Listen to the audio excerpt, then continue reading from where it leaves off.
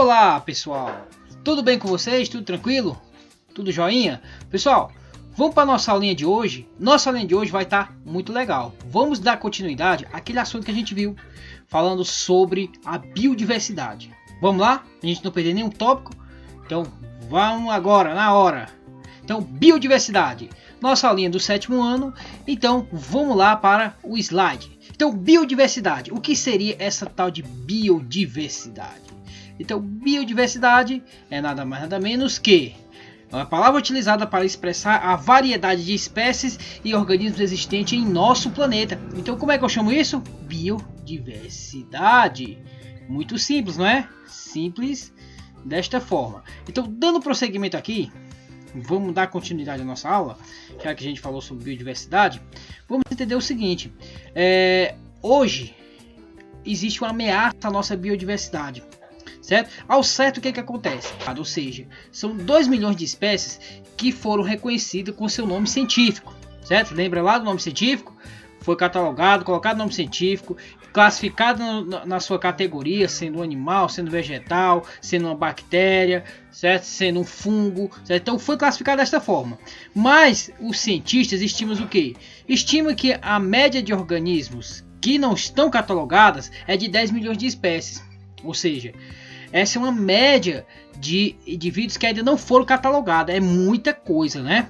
Então, quais são as principais causas que ameaçam a nossa biodiversidade? Aí vamos lá. Primeiro, as ações humanas, né? Como a poluição, a mudança de habitat. Então, tudo isso aí, ela vai influenciar, no caso aí, a biodiversidade. E outra coisa que pode fazer são as mudanças climáticas. As mudanças climáticas, ela é também uma ameaça à biodiversidade, porque ela vai modificar os habitats, né? Então, se modifica os habitats, o que acontece com a espécie? Ela acaba se extinguindo, certo? É isso que acontece. Então, seguindo aqui adiante, vamos agora para espécies em extinção. Aí eu tenho, por exemplo, aí o pássaro dodô, né? O pássaro dodô é um exemplo clássico de uma espécie que foi extinta na época lá depois de Colombo. Ele vivia lá nas Ilhas Maurícias, ali próximo à Nova Zelândia, por ali, certo? Então esse animal, ele foi extinto, certo? Ok? Então, o que é a extinção? A pergunta clássica que eu penso que não quer calar, né? Quando o último exemplar morre, certo? O último exemplar da espécie morre, então não existe mais a presença da espécie no planeta. Então isso é que eu chamo de extinção. Nós temos um exemplo clássico aí, e que é relatado nos cinemas, é os dinossauros, né? Os dinossauros, eles sofreram um processo de extinção há muito tempo atrás, né? Ocasionado por mudanças climáticas, né? Nesse caso o homem não tem culpa não, né? Mas foi as mudanças do planeta, né? Que ocasionou então a extinção dos dinossauros. Ou seja, se você procurar, não tem nenhum exemplo, apenas vestígios que esses animais viveram aqui no planeta, certo? Então, seguindo adiante, vamos ver aqui quais são as principais espécies extintas, né? Aí nós vamos ter aí, no caso, essas espécies aí, ó. Por exemplo, esse é o tilacino. Tilacino, também conhecido como tigre da Tasmânia, certo? Então, nós não temos mais nenhum exemplar desse animalzinho aí no planeta, infelizmente.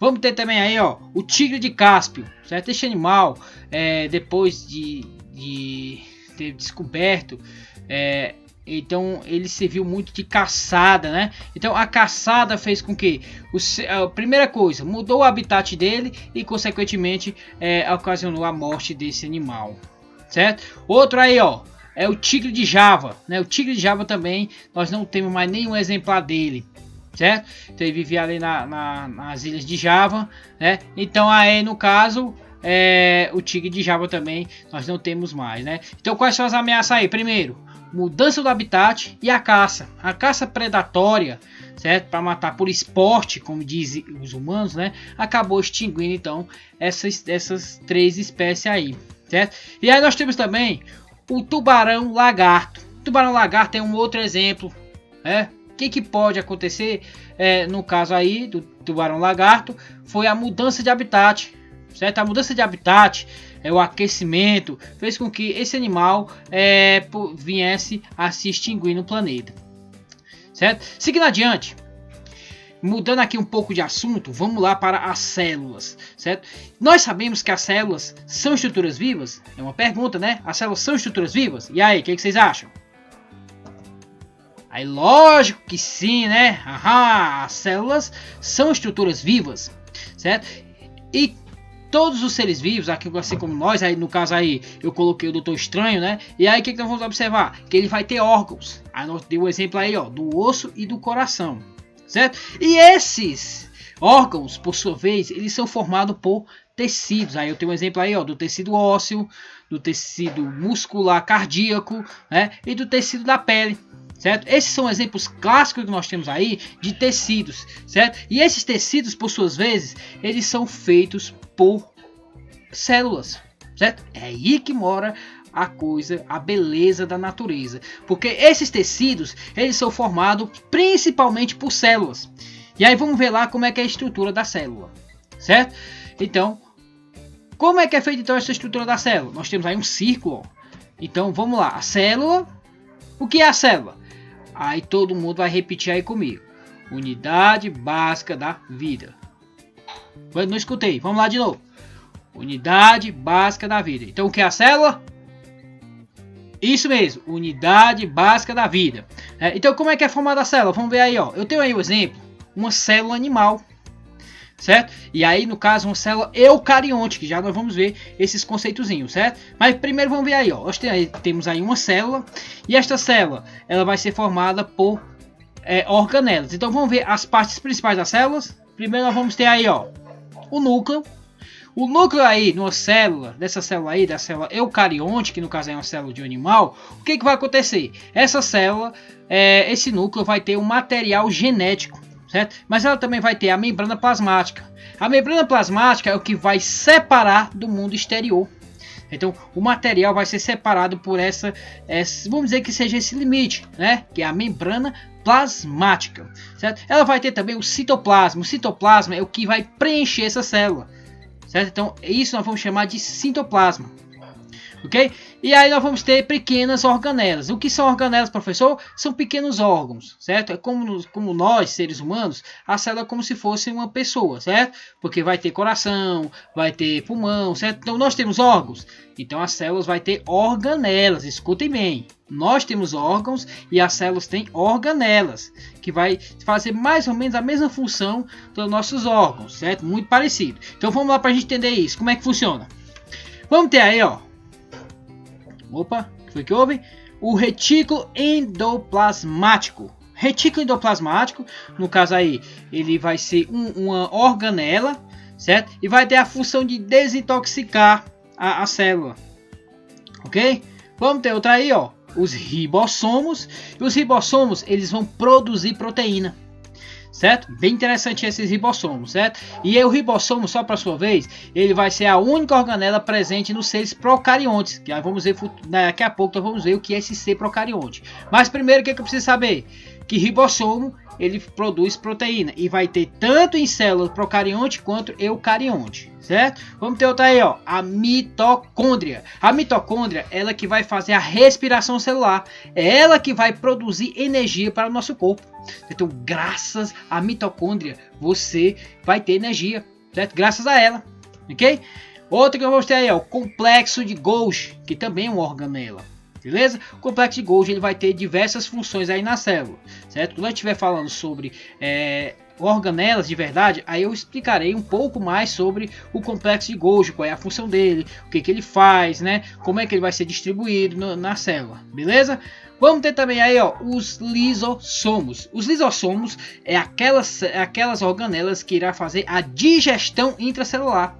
Então, graças aos lisossomos, é feita então a digestão dos nutrientes pela célula, ok? Então, a nutrição da célula, certo? A comida, certo? O alimento, a nutrição, ela vai passar pelos lisossomos. Então, lisossomos vem de lise, é quebrar, né? Então, vai quebrar o alimento, beleza?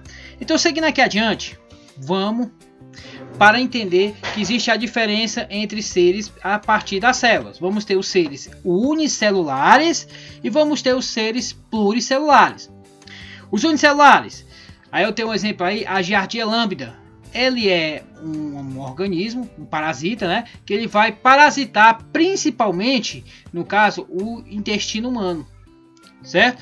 Ela é unicelular, ou seja, significa o quê? Que ela todinha é uma célula, ok? Então esse animalzinho, se estourar ou ver alguma coisa, pronto, acabou, porque foi uma lesão muito grave, né? E pode matar porque ela só tem uma célula, né? Então, seres unicelulares é aquele ser que ele todinho é apenas uma célula, beleza? Aí nós vamos ter os pluricelulares. Eu dei o exemplo aí do dragão de Komodo, né? O dragão de Komodo é um exemplo de um ser pluricelulares. Como é que eu sei que ele é pluricelular, professor? Porque ele vai ter várias células. Então, seres pluricelulares são aqueles que vão ter várias células. No nosso caso, nós somos pluricelulares ou unicelulares? Isso mesmo, somos pluricelulares, porque no nosso corpo vamos ter trilhões de células. Por isso que nós somos pluricelulares, certo? Então, seguindo aqui adiante, vamos ver aqui a respeito do procarionte, certo? Procarionte são células que não têm um núcleo individualizado, ou seja, o seu material genético vai estar espalhado no citoplasma. E aí nós temos um exemplo aí, ó, a bactéria. As bactérias, todas elas, unicelulares, primeiramente, né? Elas vão ter o seu material espalhado no citoplasma. Então o material genético está aí totalmente espalhado, né? Então significa o quê? Que ela não vai ter um núcleo dividindo, certo? Se não tem núcleo dividindo, vai ser procarionte, certo? Então se liga aí na parada, certo? Se não tem um núcleo, a célula não tem núcleo, procarionte. Porque nós vamos ter lá as eucariontes. As eucariontes, o que vai acontecer? As eucariontes, ela vai ter um núcleo, certo? Ela vai ter um núcleo. E as eucariontes, o seu material genético vai estar guardado dentro desse núcleo, certo? Essa é a beleza aí da gente entender. Então, os seres procariontes são aqueles que não vão ter um núcleo dividindo o material genético.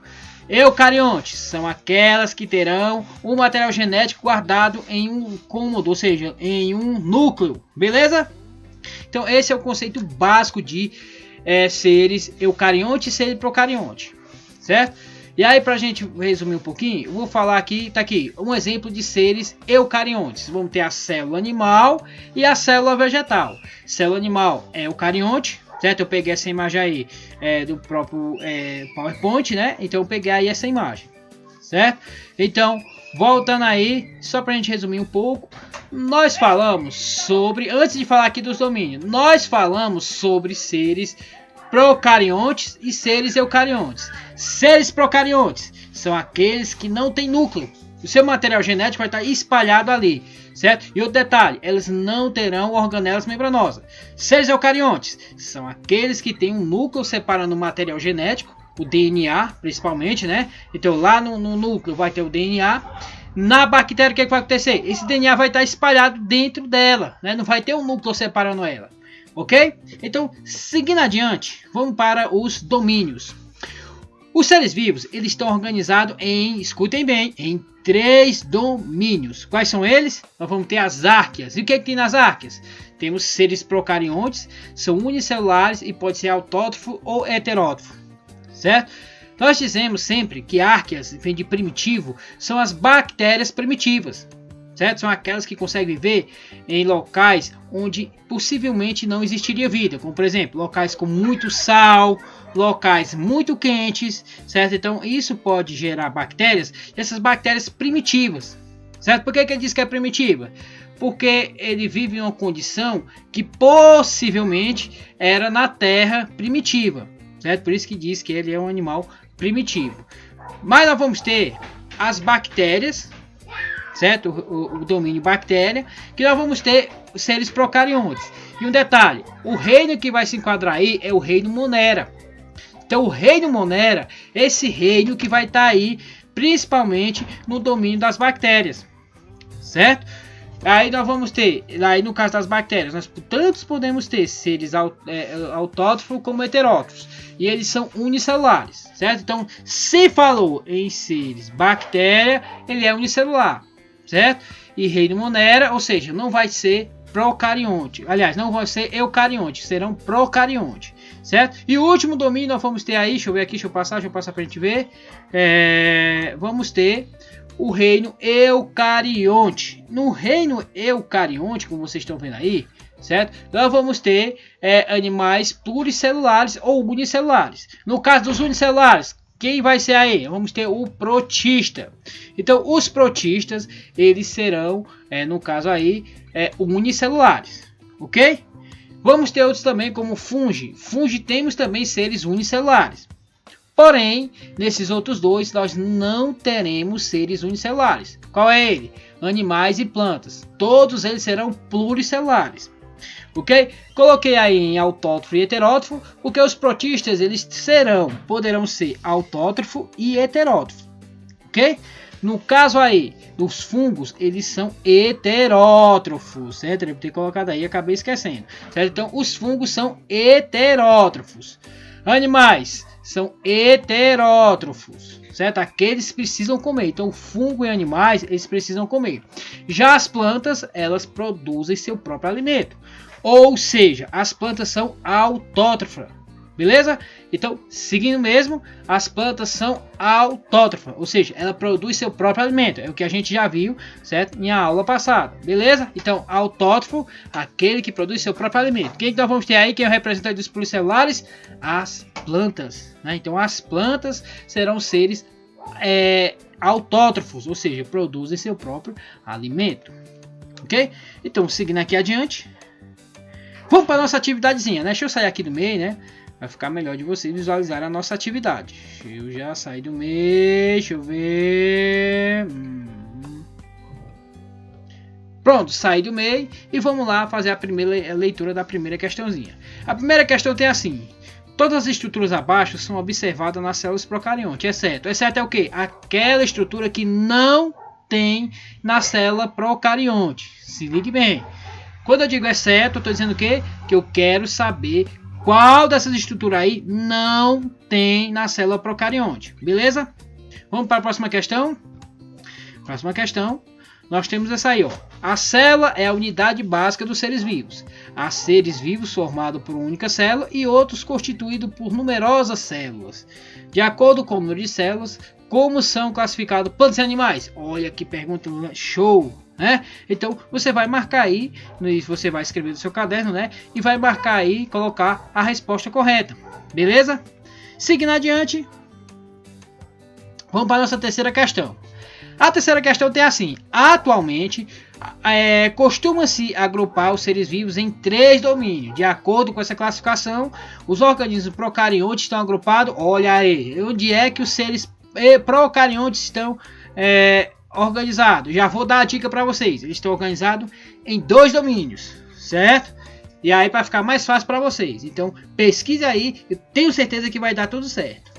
Certo, pessoal? Então, galera, nossa aula fica por aqui.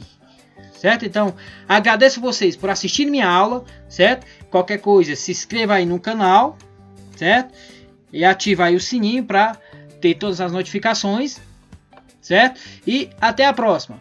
Valeu, galerinha, e tchau!